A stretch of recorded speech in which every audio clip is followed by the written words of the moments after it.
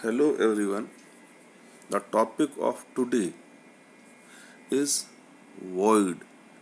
This is the next topic of the chapter solid state.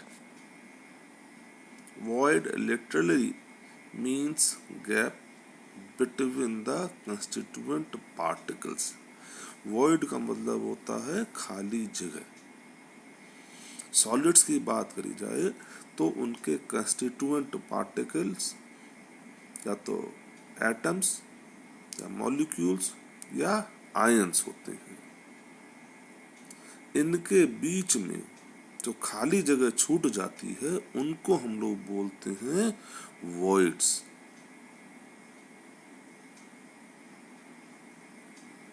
अब ये voids कैसे बनते हैं वो हम लोग देखते हैं. The atoms are considered as solid spheres for the purpose of packing. Packing के लिए हम लोग एटम्स को सॉलिड स्फीयर के तरीके से ट्रीट करते हैं. अब अगर हम चाहें कि इन सॉलिड स्फीयर्स को साथ साथ रखें तो ऐसा कोई भी तरीका नहीं है, ऐसा कोई भी मेथड नहीं है, जबकि 100% सारे का सारा जगह जो है वॉल्यूम जो है वो हम यूटिलाइज कर लें. एक बॉक्स इमेजिन करते हैं, ट्रांसपेरेंट बॉक्स, और उसमें हम लोग बॉल्स को डालते हैं, गेंदे उसमें भरते हैं, और जब हम उसमें गेंदे भरेंगे देखेंगे कि सारे की सारी जगह जो है वो नहीं भरी हुई है. उन गेंदों के बीच में कुछ ना कुछ खाली जगह जो है वो छूट जाती है. यही जो खाली जगह छूट रही है इसी को हम लोगों ने बोला है वॉइड. और स्फीयर्स के केस में वॉइड्स हमेशा जनरेट होंगे, हमेशा फॉर्म होंगे, क्योंकि कभी भी 100% वॉल्यूम का यूटिलाइजेशन नहीं किया जा सकता. हम लोग सबसे पहले एक एग्जांपल देख रहे हैं क्लोज्ड हेक्सागोनल पैकिंग में. पिछले वीडियो हम लोगों ने देखा था पैकिंग का, जिसमें पैकिंग को समझने के लिए पहले हम लोगों ने उसको 1 डायमेंशन में, फिर 2 डायमेंशन में, फिर 3 डायमेंशन में देखा था. अब यहाँ पे हम लोग केवल उसको 2 डायमेंशन में देख रहे हैं. 2 डायमेंशन में अगर हम इसको देखते हैं, एक लेयर को थोड़ा सा बड़ा करके दिखाते हैं आपको, तो देखिए उसमें खाली जगह छूट रही हैं और इनका शेप जो है, आकार जो है वो ट्रायंगल जैसा है, इसलिए इनको हम लोग बोलते हैं ट्रायंगुलर वॉइड्स. लेकिन ये जो ट्रायंगुलर वॉइड्स हैं ये भी 2 तरीके की हैं, ए और बी. जो ए टाइप की वॉइड्स हैं वो एक तरफ है, बी टाइप की वॉइड्स दूसरी तरफ है. अब लेकिन हाँ, ये सारी की सारी वॉइड्स चाहे वो ए हो चाहे बी हो वो सब एक जैसी ही है. उनका शेप एक जैसा है, उनका साइज जो है वो एक जैसा है. ये तभी तक है जब तक कि हम इसको एक लेयर की बात करें. लेकिन जैसे ही इसको हमने 2 लेयर में लेके गए, यानी कि जब दूसरी लेयर जो है वो इसके ऊपर हम लोगों ने रखी, अब जब दूसरी लेयर इस पहली लेयर के ऊपर हम लोग रखते हैं तो ये बिल्कुल भी संभव नहीं है, दिस इज कंप्लीटली इम्पॉसिबल कि सारी की सारी वर्ड्स जो हैं उसको हम लोग कवर कर सकें. अगर ए टाइप की वर्ड्स को कवर करते हैं तो बी खाली छूट जाएंगी, और बी पे अगर हम लोग एटम्स रखते हैं तो ए वर्ड्स जो है वो खाली छूट जाएंगे. Thus, there is no void above A in the second layer, but there is void above B even in the second layer. तो अगर A void को कवर करते हुए हम लोग एटम्स को रखते हैं, स्फीयर को रखते हैं, तो A के ऊपर तो कोई भी void आपको नहीं दिखाई देगी, लेकिन B के ऊपर आपको अभी भी void दिखाई देगी, अभी भी खाली जगह दिखाई देगी. The void between the first and the second layer at A is tetrahedral void, whereas the void between the second layer and the first layer at B is octahedral void. इस figure को आप अगर ध्यान से देखेंगे तो इसमें एक नीचे वाली लेयर चल रही है जो कि ऑरेंज कलर के सर्किल से दिखाई गई है, एक ऊपर वाली लेयर है जो कि रेड कलर के सर्किल से दिखाई गई है. अब इसमें दो तरीके के वॉइड दिखाई दे रहे हैं, एक को टी से मार्क करा गया है, दूसरे को ओ से मार्क करा गया है.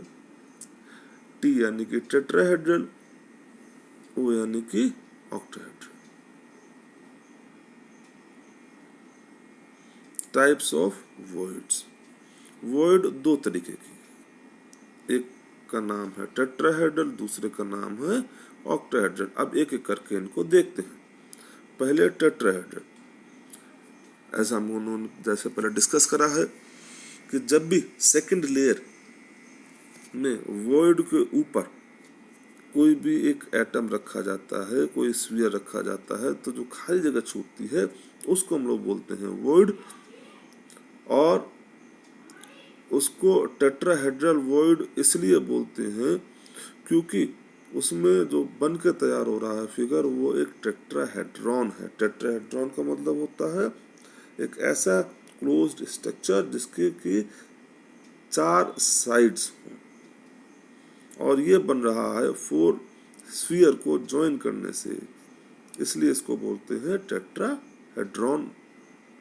दूसरे टाइप की जो है वो है ऑक्टाहेड्रल, 8 साइडेड वॉइड. और हम लोगों ने देखा था ऊपर भी कि जब एक ट्राई एंगुलर वॉइड एक लेयर की उसके ऊपर दूसरे लेयर की ट्रायंगुलर वॉइड आ जाती है, तब वहां पे इस तरीके की वॉइड का फॉर्मेशन होता है.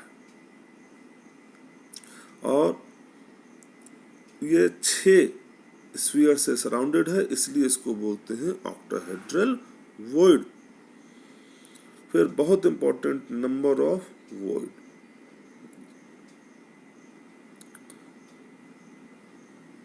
The number of void depend on the number of closed packed spheres.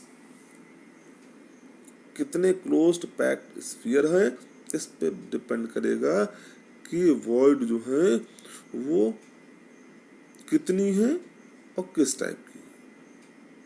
अगर क्लोज्ड पैक्ड स्फीयर्स का नंबर कैपिटल N है तो ऑक्टाहेड्रल वॉइड्स भी कैपिटल N होंगी, लेकिन टेट्राहेड्रल वॉइड्स उसकी दुगनी यानी कि 2N के बराबर होती है ना. Formula of A compound and number of void field. यहाँ से एक नंबर का क्वेश्चन जो है वो पूछा जाता है, जिसका एग्जाम्पल हम लोगों ने बाद में डिस्कस भी करा है. पहले इसमें समझ लेते हैं. पहले, while the number of octahedral words present in the lattice is equal to the number of closed packed particles, the number of tetrahedral words generated is twice the number of particles. जैसे हम लोगों ने ऊपर बात करी, देखा, same वही चीज है कि जितने भी क्लोज पैक स्ट्रक्चर के पार्टिकल्स हैं, एटम्स या स्फीयर्स, तो टेट्राहेड्रल वॉइड उसकी दुगनी होंगी, ऑक्टाहेड्रल वॉइड उसके बराबर होंगी. आयनिक सॉलिड्स में जो अनायंस हैं वो क्लोज्ड पैक्ड स्ट्रक्चर्स फॉर्म करते हैं, और जो कटायन जो कि जनरली छोटे होते हैं आयन से, वो जो वॉइड्स होती हैं उनको ऑक्यूपाई करते हैं। ये चीज ध्यान रखने वाली है।